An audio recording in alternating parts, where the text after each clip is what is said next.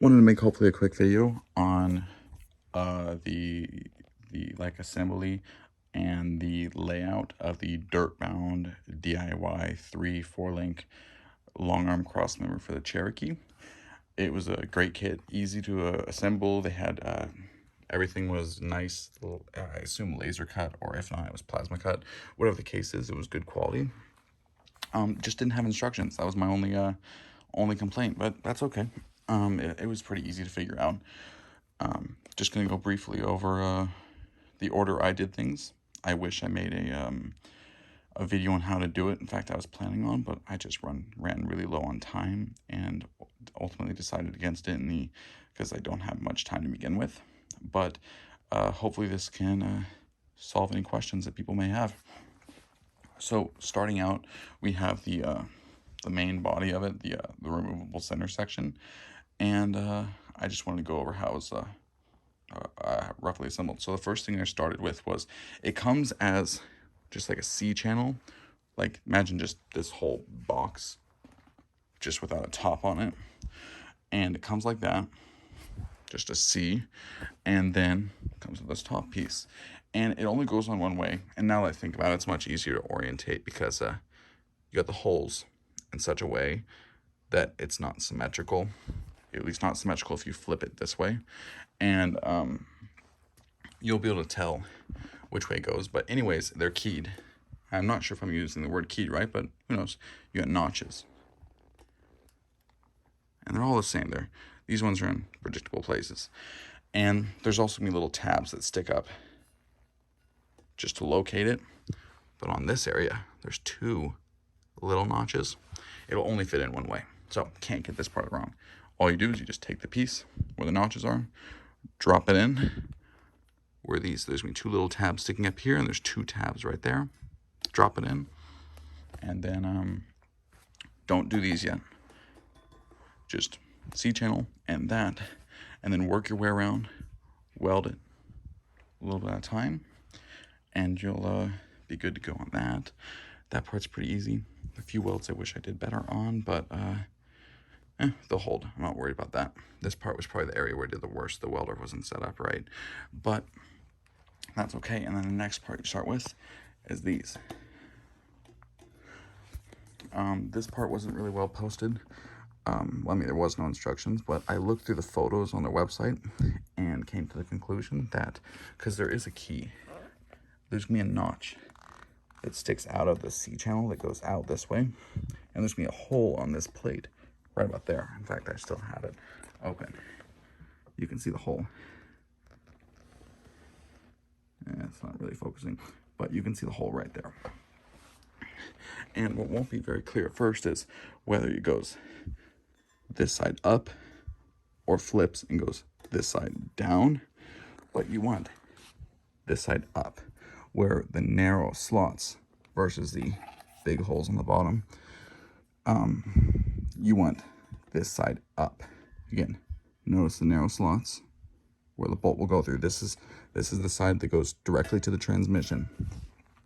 And so you want the narrow part up, big part in the center, and you want this pointing forward. Right now, the way this is set up, these two narrow ones, driver's side, these two wider ones, passenger side. So, yeah, narrow side up, centered, and this side forward. That should be pretty apparent. These pieces are identical, so it's okay if you use either one. Just make sure narrow side up, this side forward, big side passenger side, narrow side driver's side.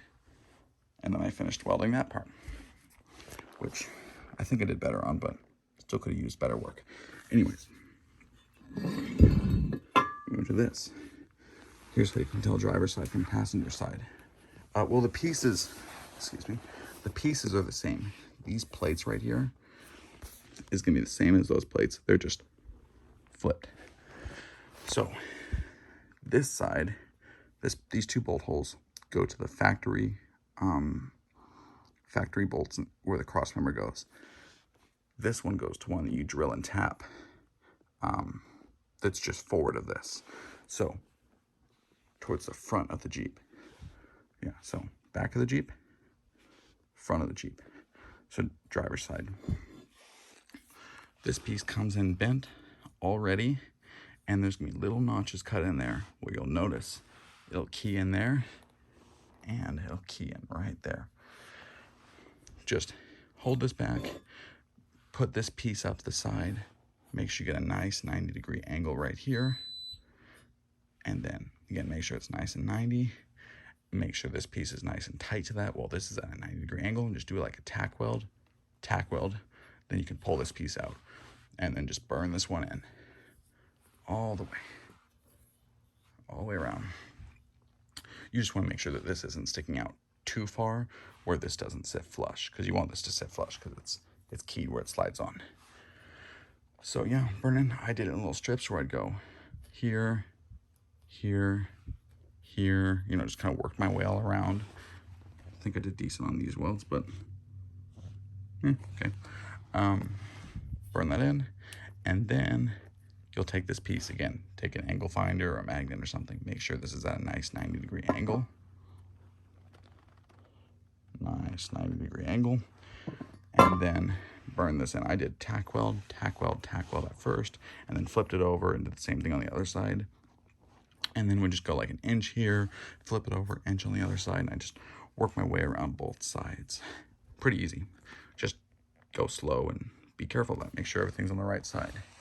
You want this hole to be forward of it. And the way this is keyed in though, you can't get it wrong. You can't install this piece wrong, and you can't install this piece wrong.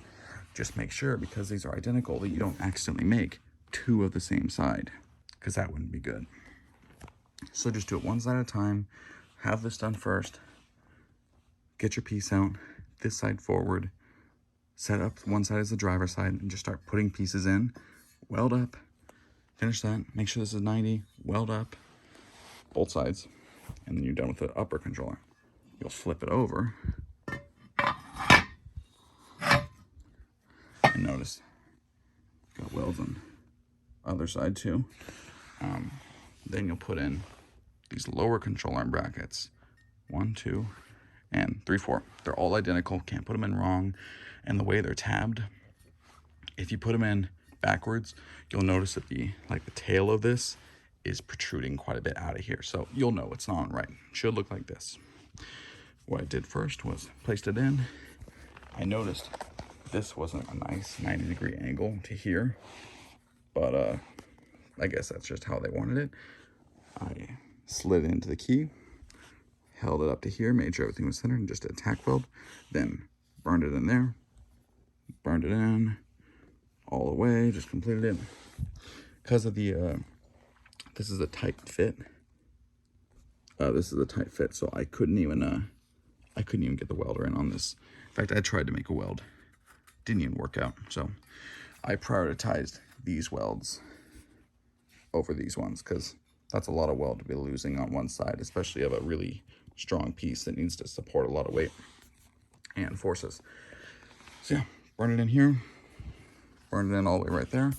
And then I took this piece, which it's hard to see, but it has like a hourglass shape, except for one end is like there's a thinner notch space on the top and thicker on the bottom. So, and these will all have little tabs sticking out of them. That's how they locate. What I did first was I just held these in by hand, placed them in the little notch right there, held them in, and then just kind of held everything in place. That way you knew that these two were going to be parallel to each other, because this is a spacer.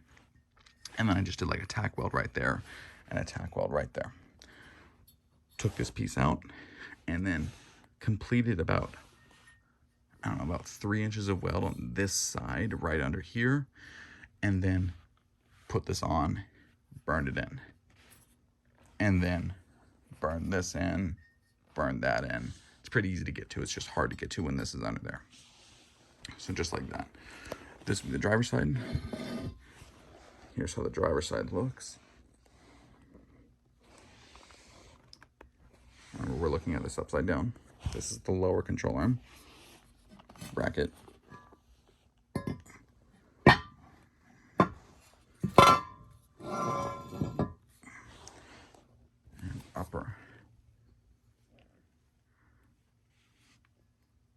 crossmember side, factory bolts will be tapped. Driver side, center, driver side, this side up to the transmission, passenger side, passenger side too,